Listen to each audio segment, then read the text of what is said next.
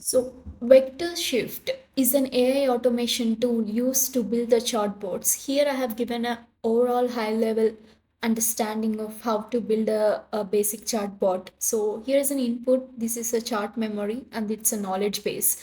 So, knowledge base where we fed all the data. Like, for example, here I have built an e commerce chatbot, so I have filled all the e-commerce chatbot data and I have given the prompt. And I have also given the first message should be welcome message.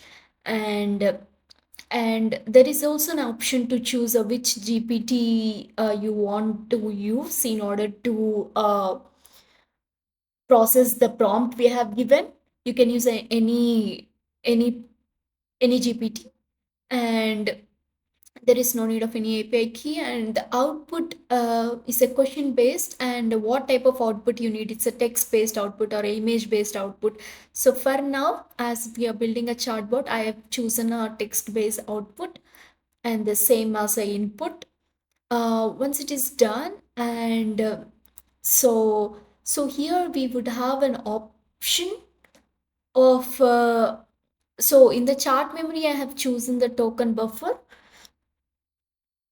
And when we go to the knowledge base, so all the product recommendations and the order tracking details and all the FAQs that were asked by the customers, and everything I have fed to the this particular tool as a input data.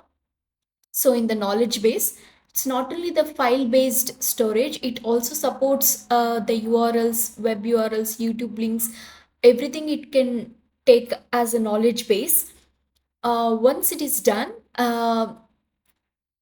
we can I would show like how would you do that. It's just a drag and drop orchestration tool. It's a no code tool, nothing much to learn, and you can easily understand everything in this. So once it's done, deploy your changes and run the pipeline. In order to run the pipeline, you have to give the input. So to just give the input, go to the chatbot and just say hi. It would give welcome to the text store. How can I help you today? Here down in the output question. So this means the prompt which we have given as a welcome message, so it has given the same. So now let us check any other information related to the uh, order status, shipping status, um, is international shipping is available to your e-com company. So it's basically an e-com, all the e-com data is fed to this model. So that means the products data, customer data. So we got the output, all the customers data, product data, and everything. Once we have done with that, and we need to export it. Once it is exported, you could get this page popped up. uh, there is your chatbot URL, and this is embedded code. When you insert this embedded code in the client's website, your chatbot which you have designed would be as a widget in their website. So whoever go and visit the client's website, they can see this chatbot, and instead of calling to the customer care, they can simply chat with this and get all the answers. So we can save like lots of money to the client in this way, and we too can earn something from that. So, hi, welcome to the tech store again. So, any discount is available? Currently, we do not have. There also a popped up three questions as a suggestions. This is also set through the prompt which we have given. So, as a recommendation, we can choose any question from the recommendation. I know most of you guys would be familiar while using this type of chatbots in any website.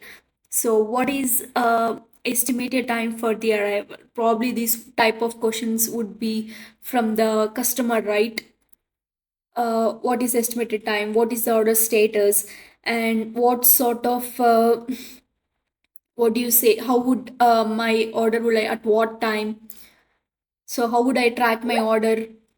So these are the few questions like mostly the customer would ask. So all this data along the order information, product information, the store information, uh, everything is fed to this pipeline. I mean this AI automation tool.